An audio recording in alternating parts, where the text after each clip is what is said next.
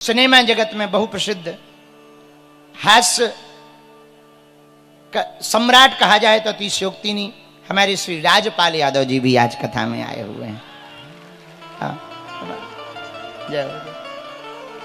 ये अभी बागेश्वर धाम भी गए थे, हमारी माता जी से मिले थे, बड़े उपद्रव करके आए हैं।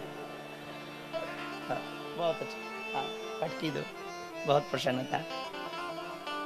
जय हो। वहां हमारी माता जी को, वैसी माता जी कुछ दिनों से शांत वही थी, शादी की चर्चा को लेकर सोचे आग लगा के आ गए।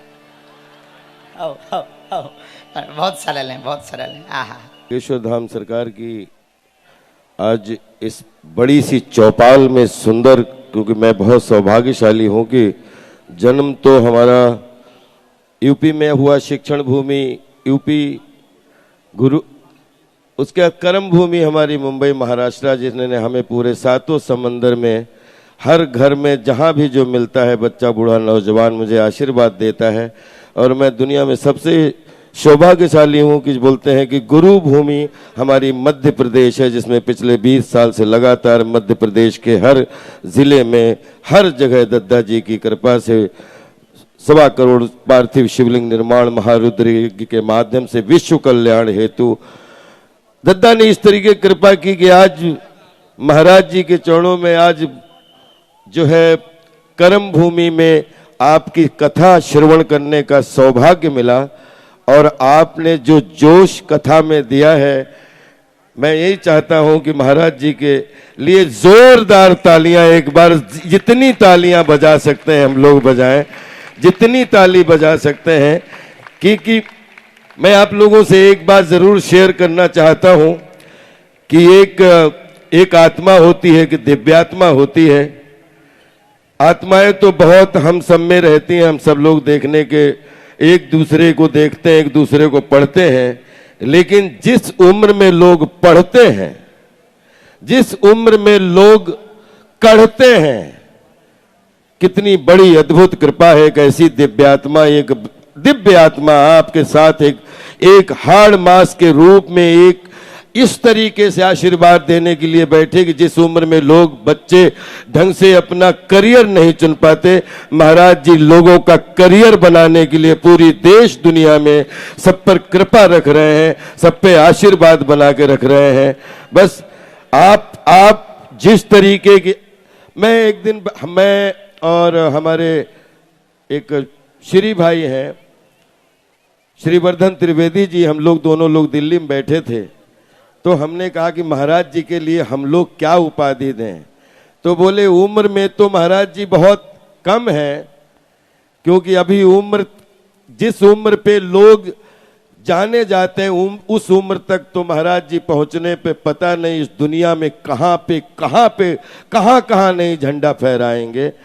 लेकिन आज से मैं इनको, क्योंकि हमारे गुरु भाई के रूप में ये हमारे दादा गुरु एक हैं, हम उम्र में जरूर इनसे बड़े हैं, लेकिन कर्म में, धर्म में और इसकी पताका फहराने में ये अग्रज का काम करते हैं। इसलिए इन अनुअग्रज के लिए आप जोरदार तालियां बजाइए।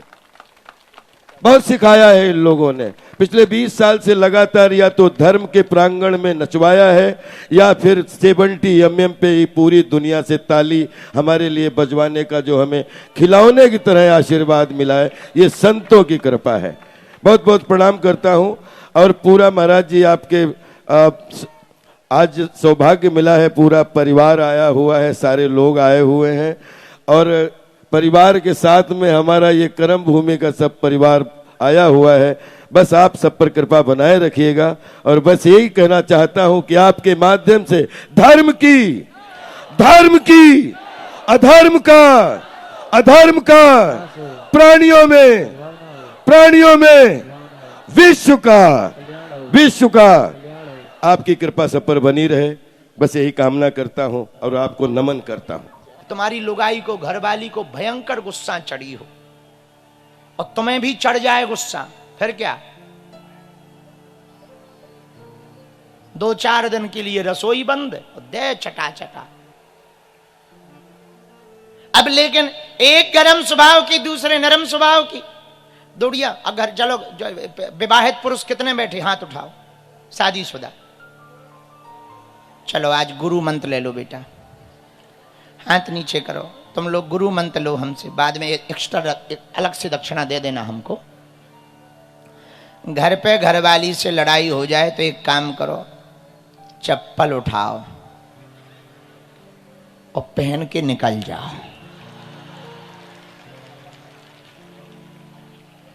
क्योंकि जो तुम सोच रहे हो तो कोई नहीं कर सकता है। अब घर पे घरवाली से लड़ाई हो गई तो क्या करो, दूसरा उपाय सुनो। वो क्रोध में हो, तुम बोध में हो जाओ।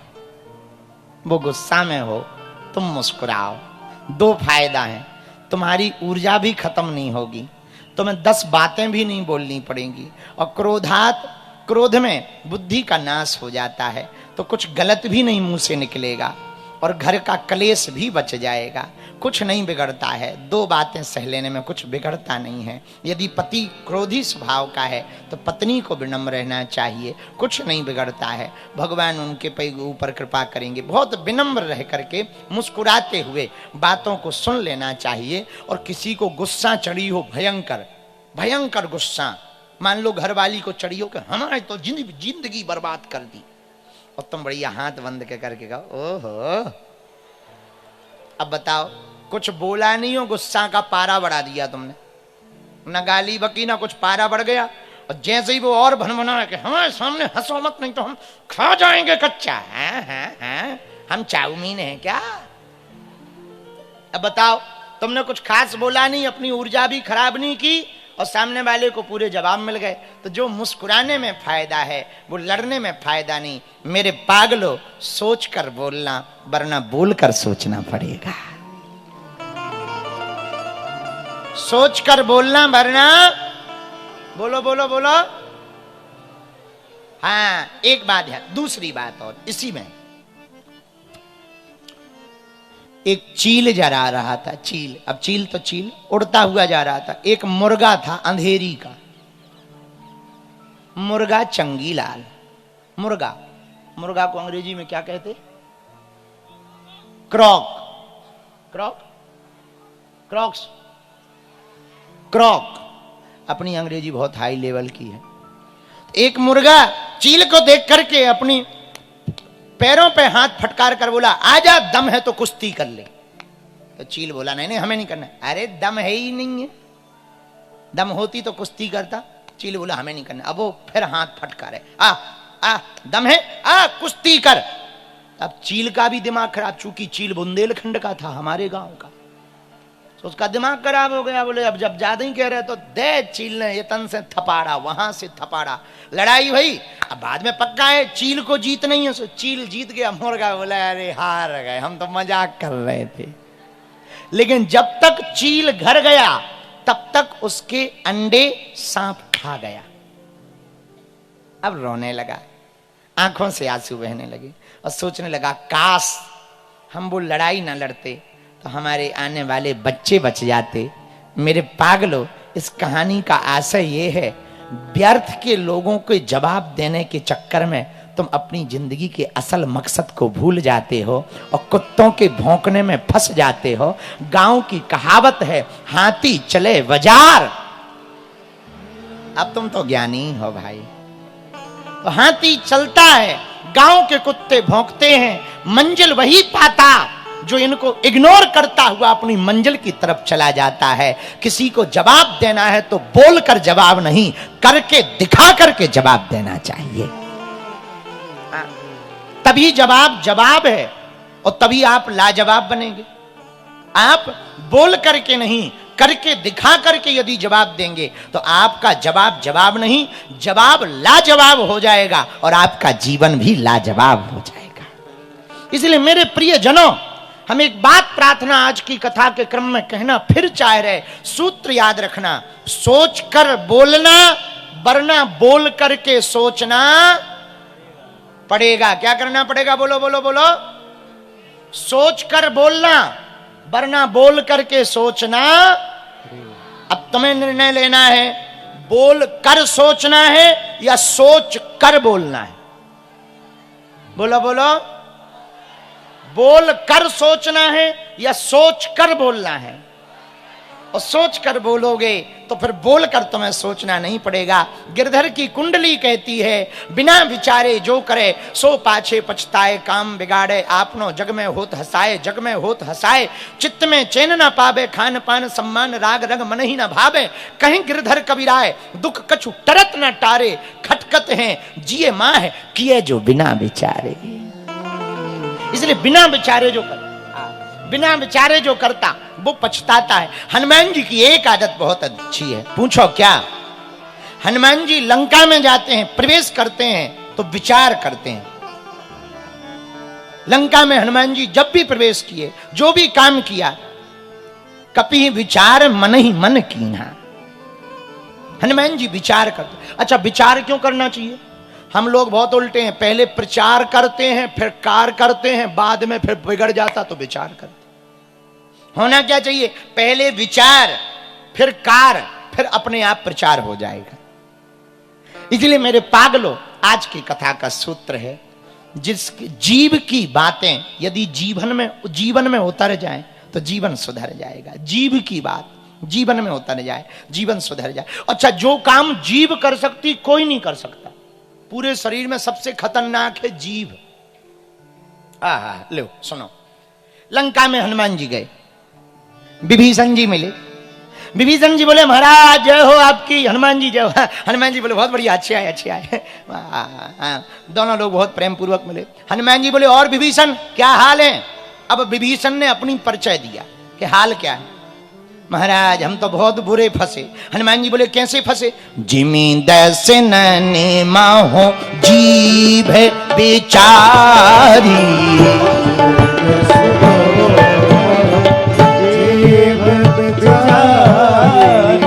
जिमी दस नैनो माहो जीभ बिचारी,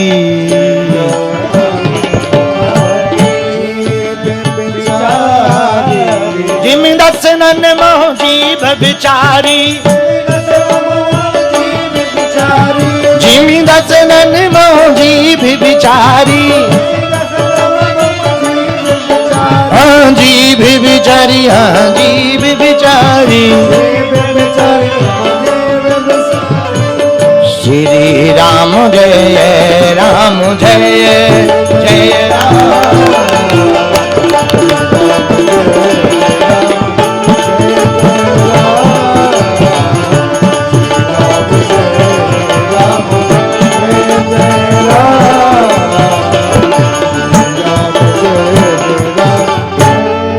जैसे दांतों के बीच में जीभ रहती, विभीषण जी बोले हनुमान जी हम भी वैसे ही लंका में फंसे हैं, जैसे दांतों के बीच में जीभ फंसी। हनुमान जी बोले व्याख्या करो।